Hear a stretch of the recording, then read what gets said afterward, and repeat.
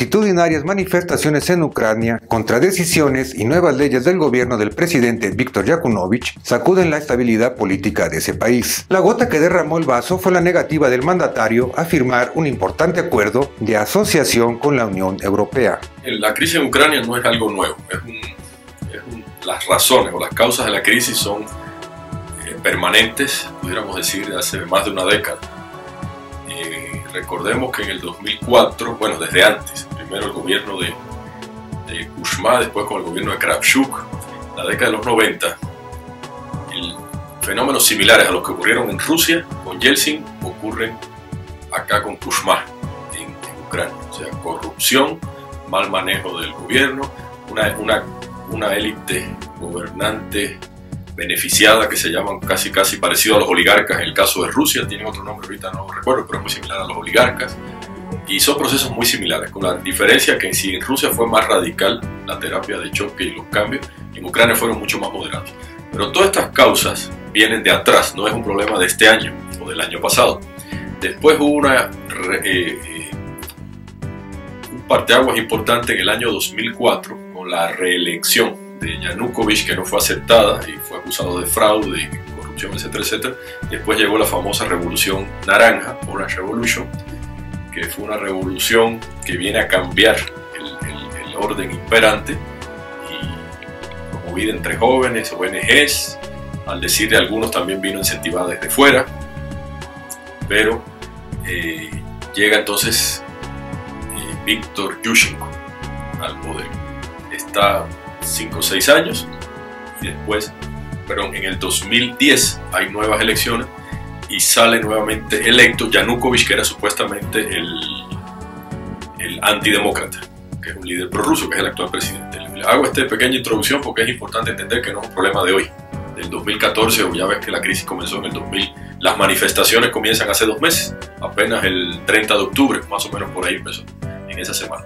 Pero es una situación de un país dividido, étnica, cultural, religiosamente, con una economía que si bien la década de los 90 estuvo mal, pero posteriormente la otra década siguiente tampoco estuvo mejor. Hay un problema ahí de desempleo, de inestabilidad económica, social, pero sobre todo política. O sea, Ucrania es un país de casi 50 millones de habitantes, dividido prácticamente al 50%, con una influencia rusa, todo lo que es el este, y una cierta medida una animadversión hacia Rusia en lo que es el oeste.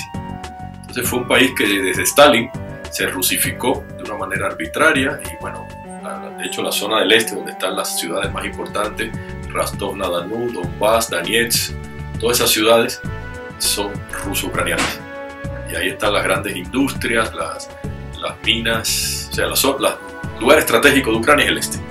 Hoy por hoy hay la manifestación, la causa inmediata sería de que el presidente Yanukovych ha retardado o ha puesto trabas, entorpecido la entrada a la Unión Europea. Esa sería la respuesta si se la hago rápido. Ucrania no vive un movimiento pacífico como fue la Revolución Naranja de 2004. La violencia y la represión son la respuesta del Estado a las manifestaciones de rechazo contra la política gubernamental. ¿Es Ucrania un foco rojo en Europa? Pues Ucrania ahorita es la manzana de la discordia entre Rusia y la Unión Europea en estos momentos. O sea, Ucrania es el objetivo de tanto de la Unión Europea como de Rusia, con razones contrapuestas. Ahorita hay un enfrentamiento diplomático, afortunadamente es un enfrentamiento diplomático, ojalá siga así, que no vaya más allá. Hay un enfrentamiento, bueno, la Unión Europea está tomando posturas bastante fuertes, tomando en cuenta la relación con Rusia. Las declaraciones de Bruselas han sido bastante categóricas, las declaraciones de Catherine Ashton, las declaraciones de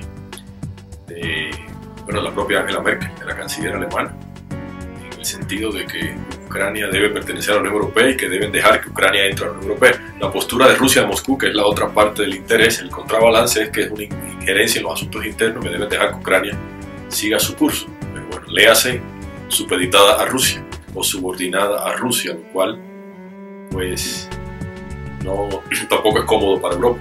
Rusia no quiere perder su territorio de influencia y la Unión Europea trata de apartarlos de los rusos e incorporarlos a sus filas. Ucrania siempre ha tenido una influencia de Rusia desde la monarquía, para empezar. La propia iglesia ortodoxa ucraniana uniata fue una forma de independizarse Ucrania de Rusia, porque la única religión era la ortodoxa rusa. Y después en el siglo XX, de hecho, principio del siglo XX, cuando se empieza a hablar de la independencia, incluso de la religión, se crea la religión uniata ucraniana.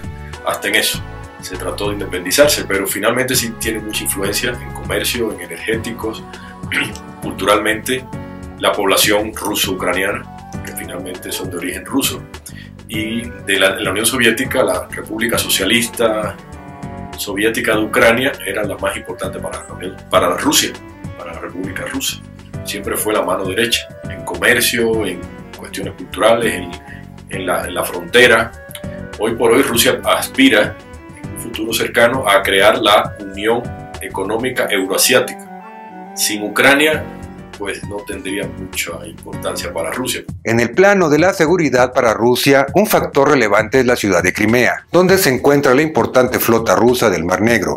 Crimea puede convertirse en un factor de desestabilidad si las protestas aumentan de tono. Crimea es un territorio importantísimo de siempre. Bueno, de hecho, ahorita en la Rusia independiente se firmó un acuerdo muy beneficioso para Rusia por varias décadas, hasta el 2043, más o menos, 43, con posibilidades de todavía extenderlo un tiempo más para un arrendamiento. O sea, ahorita Rusia paga un alquiler, una renta por estas bases, por estos puertos y esta infraestructura donde están las bases militares, la flota del Mar Negro, que ahorita es rusa, pero está en territorio ucraniano. Ahora, lo interesante de todo esto es que hay que seguir este conflicto con mucha atención y ver cómo va modificándose o cómo va evolucionando. Pero ahorita, por ejemplo, Crimea, la zona esta de Crimea, que tiene cierta autonomía, el Parlamento ha declarado la posibilidad de que en caso de que haya ya ve que la Unión Europea está reclamando unas elecciones anticipadas y la oposición también, en caso de que haya una inestabilidad en Ucrania, o que Ucrania deje de tener el gobierno que tiene actualmente, que el gobierno de Crimea, tome algún mecanismo para supeditarse a Rusia. Eso es importantísimo porque no tiene precedentes. Y finalmente es una toma de postura a favor de Rusia. Siendo territorio ucraniano, aunque tenga cierta autonomía, pero pertenece a Ucrania. Entonces eso sería una cierta, no quisiera decir violación, pero es un orden, o sea, sin precedentes. Eso puede traer todavía más conflicto interno para el Estado, porque ahí pudiera ser incluso una violación de la Constitución. Esto fue Vértigo Mundial.